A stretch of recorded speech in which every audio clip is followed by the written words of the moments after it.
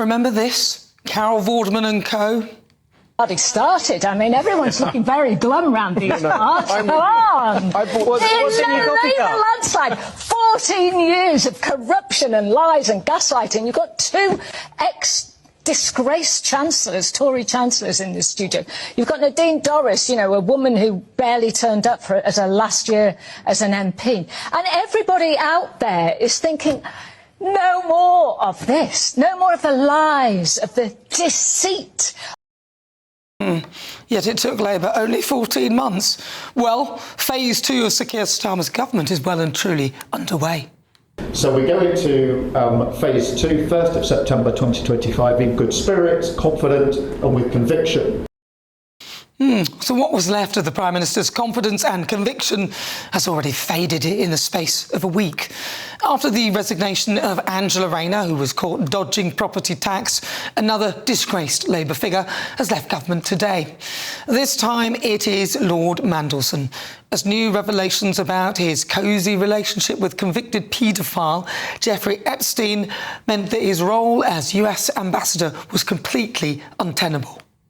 The Prime Minister has asked the Foreign Secretary to withdraw him as ambassador to the United States. So what went wrong for New Labour's so-called Prince of Darkness?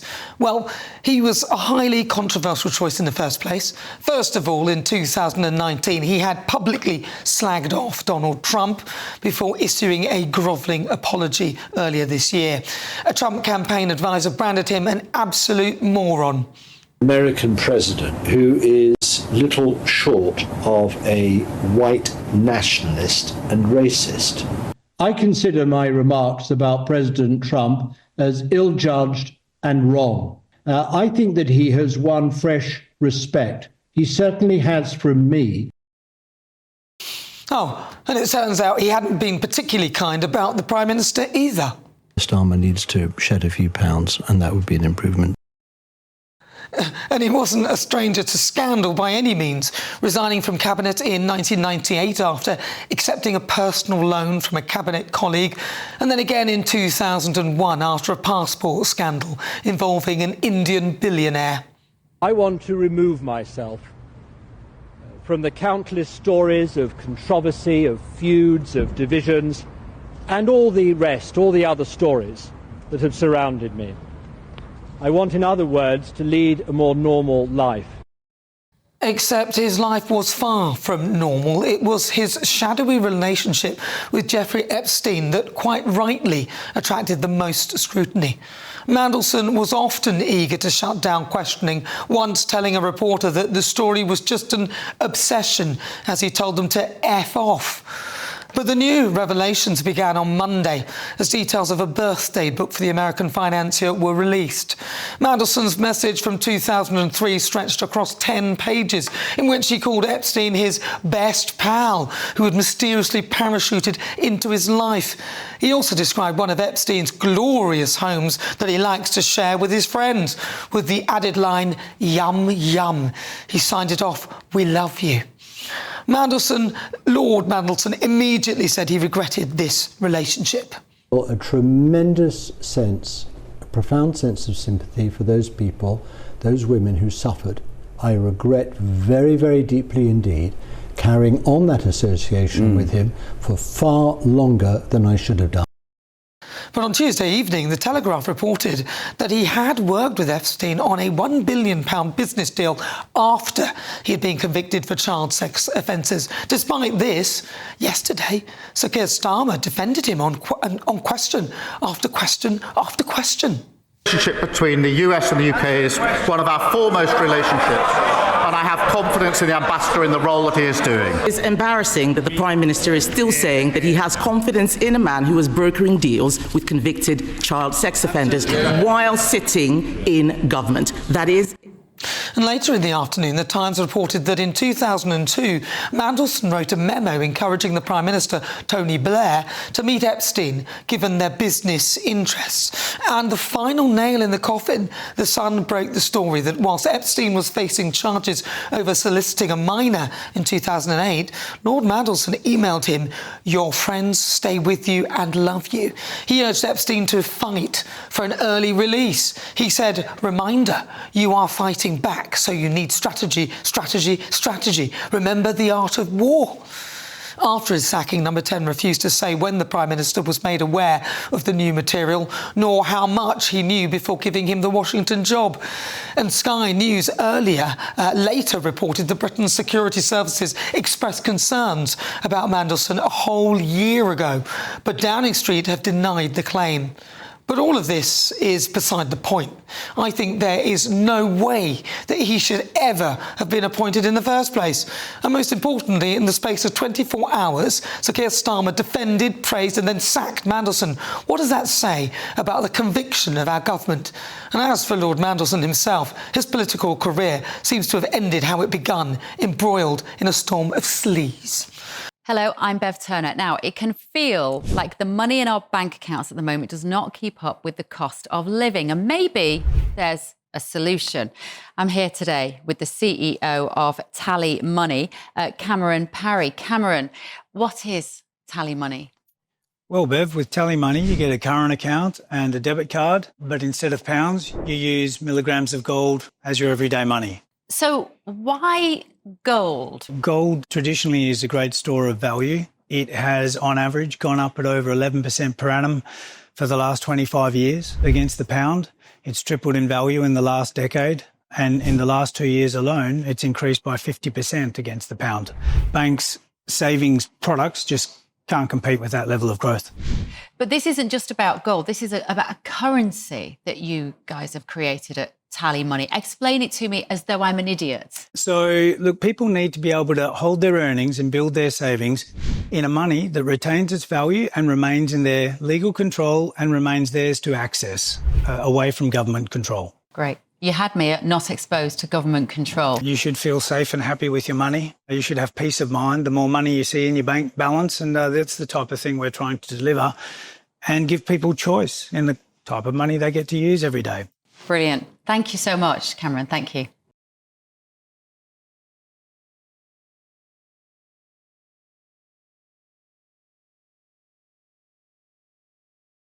I'm now joined by American civil rights attorney Lisa Bloom. Lisa, welcome to the programme. Really good to talk to you. Now, I'm aware that you've actively been involved in legal matters related to Jeffrey Epstein, representing several of his survivors, and have expressed concerns, actually, about the lack of outreach to those victims by political figures and institutions. What does this say about, what impact do you think this will have on the US that Mandelson is no longer there? Well, first of all, I'm very pleased that Lord Mandelson lost his job, and I'm also pleased that he made an apology to the victims. I have represented 11 Jeffrey Epstein victims for years, and frankly, this is the first time somebody in power has made an apology to them for being involved in covering up, being connected with Jeffrey Epstein. Now, what we know from these emails that were just released, which Lord Mandelson should have had all along because they came from him, is basically writing love letters to Jeffrey Epstein after the 2008 conviction, as you point out. I think the world of you, he says. I feel hopeless and furious about what has happened. What has happened is that he was being held accountable just a tiny, tiny bit, Epstein was, for sexually abusing underage girls. And Mandelson was clearly on Team Epstein. It doesn't appear that he gave a moment's thought to the girls who were abused. And I spoke to one of my clients, one of the Epstein victims, a couple of days ago, and she said, we hoped that people in power, especially public servants, would have our best interests at heart. We thought that their job was to protect and serve people like us, even though we weren't wealthy, we were just regular teenage girls. And now it appears that just the men in power wanted to stick together, and it was an old boys club. It does seem a bit much that he could have got so far and that nobody else would have known about this whilst he was getting this job. Do you sort of look at this and think, what on earth is happening in our politics and our politicians? Well, they did know, because the 2003 birthday book that you mentioned that's just been released is filled with pictures of Jeffrey Epstein giving balloons to little girls. In 1983, and then in 2003, they're giving him massages, right? And massages were the way that he got in to sexually abuse them. It's filled with high-powered men, sort of yuck, laughing about Jeffrey Epstein and the girls. So it seems to me that everything that my clients have been saying for years, that Jeffrey Epstein used his power and his connections. He talked about prominent men that he knew. That terrified and intimidated them and prevented many of them from coming forward, because they thought these men are all going to stand together against me. And, guess what? These emails from Lord Mandelson just go show that exactly. I mean, Mandelson saying to Epstein after Epstein is arrested, as you say, you're fighting back, remember the art of war. So does that mean that Epstein is supposed to go to war against the girls? I don't think there's any other interpretation.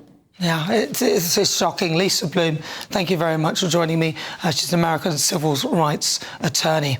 Well, if you just tuned in, welcome aboard. 16 minutes after 10 o'clock. Let's get the thoughts of my panel. Former Conservative MP Anna Firth, Conservative peer Lord Bailey, and also Labour councillor Sebastian Selleck. I've just split my dress running up here. It looks very nice. Sebastian Selleck, you saw the opening of that particular monologue. There you had Carol Vorderman saying, it's wonderful, everything's changed, the adults are now in the room, 14 years of sleaze. Well, it's been 14 months of sleaze from the Labour Party, pretty much. Well, I've got to say, I'm pleased that Mandelson's gone. Starmer did the right thing to sack him. There was no place for him in this administration in any way after what came out. So I'm pleased to see that. Genuinely, the theme that I'm noticing, though, is when somebody is accused of wrongdoing or found to have done something wrong in a ministerial position, they tend to go pretty quickly. And that, I think, is the culture shift we're seeing here, compared to what we saw under previous Prime Ministers. I think about Priti Patel, broke the ministerial code. She never resigned. You've got Dominic Raab. He was on holiday while Afghanistan was falling. He didn't do anything about that. Boris Johnson really campaigned for those ministers to stick around. This is the night and day here. They're going quickly, which is the right thing to do. I'm afraid that's not true. Let's be very clear. Keir Starmer is weak. And what he's done in all of these cases, so Rashana Ali, with Angela Rayner, and now with Mandelson, is try to get somebody else to make the decision to sack the person. He hasn't sacked them. He's let somebody, he's tried to, give that out to somebody else to do. And what that shows you is a Prime Minister who's weak, who has no conviction. In all of these cases, 2 days beforehand, I have full confidence in this person. 2 days later, this person has to go. At least from a judgment point of view, that says he isn't on top of the situation. Of course, it's a binary, isn't it? Either you have full confidence in someone, or they should go. You can never have semi-confidence in someone. It's the kiss of death.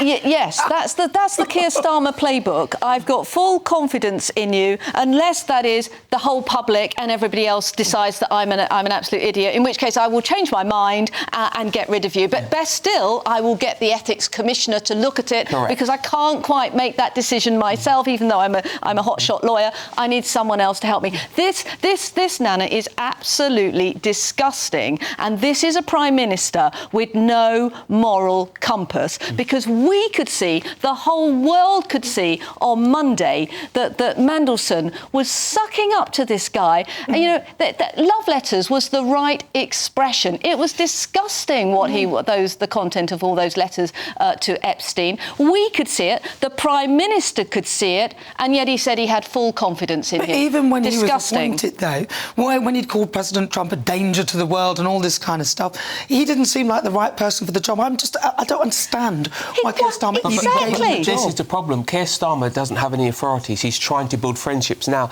Apparently, he's appointed 53 PSs. That's so you can say to these people, I gave you a job, defend me.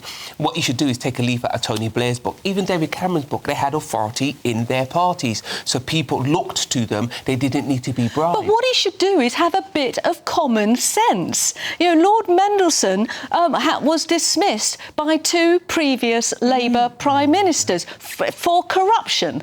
That's his problem. He loves a bit of money. He loves people who are in power.